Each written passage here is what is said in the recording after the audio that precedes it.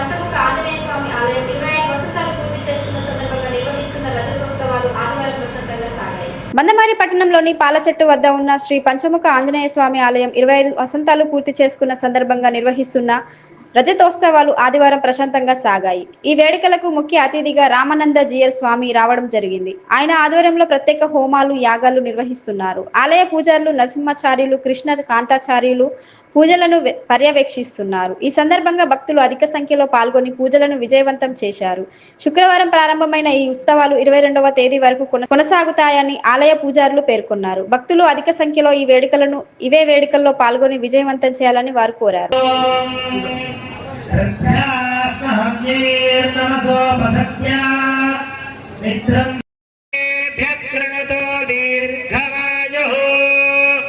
शतको सहस्राभेषजानि धत्तः यज्ञन्नो राजा वरुणमुपजातो तन्नो विश्वे अभिसंयं दीर्घमायो प्रतिरद्धेषजानि स्वाहा ओम वरुणाय स्वाहा. మనం ఈ కార్యక్రమం జరుపుకునేది ఎవరి కోసం అండి? ఎవరి యొక్క రజతోత్సవాలను జరుపుకుంటున్నాం? గట్టిగా ఆంజనేయ స్వామి వారు అవతరించినటువంటి నక్షత్రమే ఈ పూర్వాభాద్ర నక్షత్రం. పూర్వాభాద్ర ప్రభూతాయ ఆంజనేయాయ మంగళం. ఆ పూర్వాభాద్ర నక్షత్రంలో అవతరించినటువంటి ఆంజనేయ స్వామి వారి అనుగ్రహం మీకు ఎల్లప్పుడూ స్వామివారికి బాధ అనిపించాయో మనం ఈ విధంగా ఉంటున్నాము, ఒక మానవుడు ఏ విధంగా ఉండాలో అని నడిచి చూపించినటువంటి మార్గ దర్శకుడు రామచంద్రుడు. ఆయన దేవుడు అనేటువంటి దానికి ఒక మనిషి ఏ విధంగా జీవించాలో, భార్యతోటి, ఆ తర్వాత స్నేహితులతోటి, శత్రువులతోటి, బాంధవులతో, ఈ విధంగా అన్నిటి విషయాల్లో ఏ విధంగా ఉండాలో మనకు చేసి చూపించినటువంటి అవతారమే రామావతారం. ఆయన ఆ విధంగా ఉన్నాడు కాబట్టి ఆయన దేవుడు అని కొలిచారు. అటువంటి రామాన్ని నాకు దూషించిన అయ్యో ఆ విధంగా జరిగితే ఎలా అని అక్కడికి వెళ్ళి ఆయనకంత విషయాన్ని చెప్పి అక్కడ నుంచి మొదలుకొని 108 స్థానాల్లో ఆసేతు హిమాచల పర్యంతం, నేపాల్ హిమాలయ కొండల వరకు మొదలుకొని ఇలా 108 స్థానాలు పెదజీయ స్వామివారు 27 రోజులు ఒక ప్రాంతంలో ఉండి అందరి చేత రామ రామ అనేటువంటి నామాన్ని రాపిస్తూ చదివిస్తూ దాని యొక్క వైభవాన్ని చెబుతూ శ్రీరామ స్తూపాలను స్థాపించారు పెదజీ అయ్యగారి స్వామిది కూడా ఈ నక్షత్రం. చక్కగా ఇంకా ఇటువంటి కార్యక్రమాలు జరిపే విధంగా ఆ స్వామికి అనుగ్రహాన్ని ఇవ్వాలి, మీ అందరికీ కూడా భగవంతుడు ప్రసాదించాలి ఆచార్యుల ద్వారా అని కోరుకుంటూ ఆ యొక్క నక్షత్ర జాతకులు చక్కగా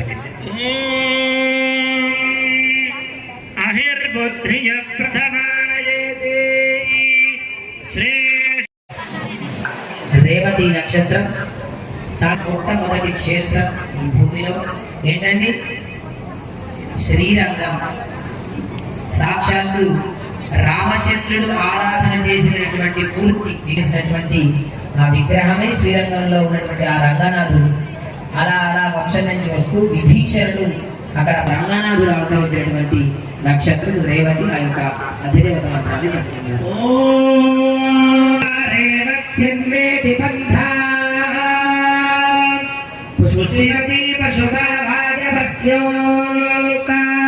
యజ్ఞం క్షుద్రాన్ పశూన్ రక్షతు రేవతీనః గావో నాశ్వాగోన్మే. నక్షత్రం ఆ యొక్క నక్షత్ర జాతకులు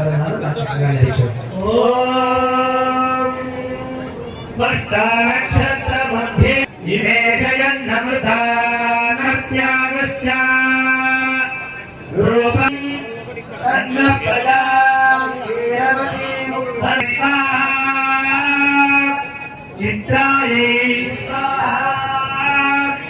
చైత్రాయ స్వాహా ప్రజాయ స్వాహా. భక్తుల కోసం ఆ భగవంతుడు ఉన్నాడు. వారిని ప్రేమతో భక్తితో విశ్వాసంతో పిలిస్తే వెంటనే పలుకుతాను, వారిని రక్షిస్తారు అని నిదర్శనం. ఆ నరసింహ ఈ విధంగా మనం యజ్ఞయాగా 12:30 గంటలకు పూర్ణావతి కార్యక్రమం జరుగుతుంది. అందరికీ కూడా అన్నప్రసాదం ఉంది. అందరూ కార్యక్రమం వరకు ఉండి స్వాతి నక్షత్ర అధిదేవత మంత్రాన్ని జరుపుతున్నారు.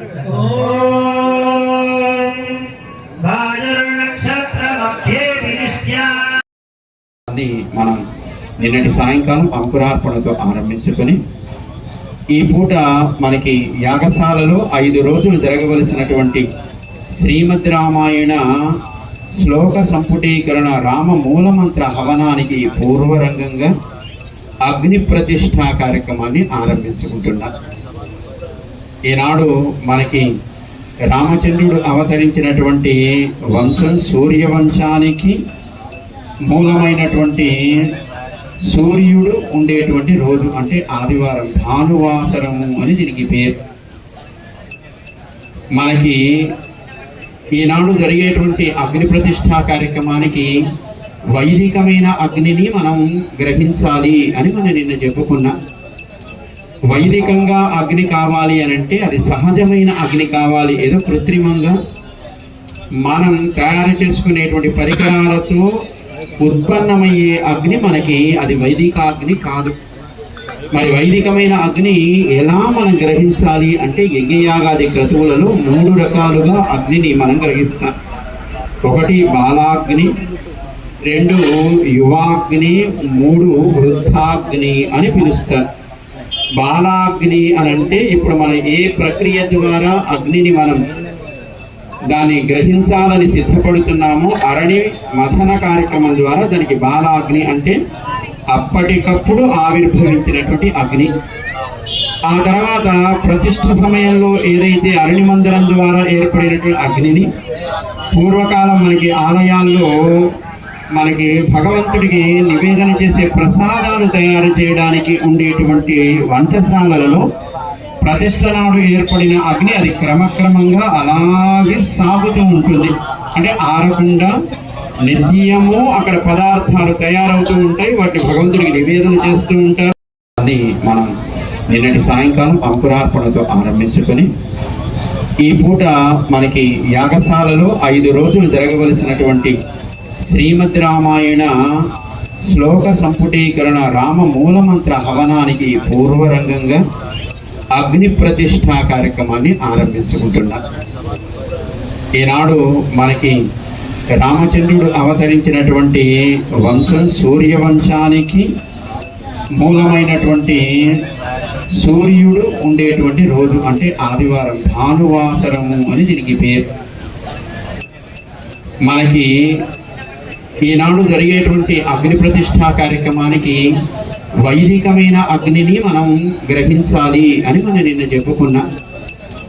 వైదికంగా అగ్ని కావాలి అని అంటే అది సహజమైన అగ్ని కావాలి. ఏదో కృత్రిమంగా మనం తయారు చేసుకునేటువంటి పరికరాలతో ఉత్పన్నమయ్యే అగ్ని మనకి అది వైదిక అగ్ని కాదు. మరి వైదికమైన అగ్ని ఎలా మనం గ్రహించాలి అంటే యజ్ఞయాగాది క్రతువులలో 3 రకాలుగా అగ్నిని మనం గ్రహిస్తాం. 1 బాలాగ్ని, 2 యువాగ్ని, 3 వృద్ధాగ్ని అని పిలుస్తారు. బాలాగ్ని అని అంటే ఇప్పుడు మనం ఏ ప్రక్రియ ద్వారా అగ్నిని మనం దాన్ని గ్రహించాలని సిద్ధపడుతున్నామో అరణి మథన కార్యక్రమం ద్వారా దానికి బాలాగ్ని అంటే అప్పటికప్పుడు ఆవిర్భవించినటువంటి అగ్ని. ఆ తర్వాత ప్రతిష్ఠ సమయంలో ఏదైతే అరణి మందిరం ద్వారా ఏర్పడినటువంటి అగ్నిని పూర్వకాలం మనకి ఆలయాల్లో మనకి భగవంతుడికి నివేదన చేసే ప్రసాదాలు తయారు చేయడానికి ఉండేటువంటి వంటశాలలలో ప్రతిష్ఠ నాడు ఏర్పడిన అగ్ని అది క్రమక్రమంగా అలాగే సాగుతూ ఉంటుంది. అంటే ఆరకుండా నిత్యము అక్కడ పదార్థాలు తయారవుతూ ఉంటాయి, వాటిని భగవంతుడికి నివేదన చేస్తూ ఉంటారు.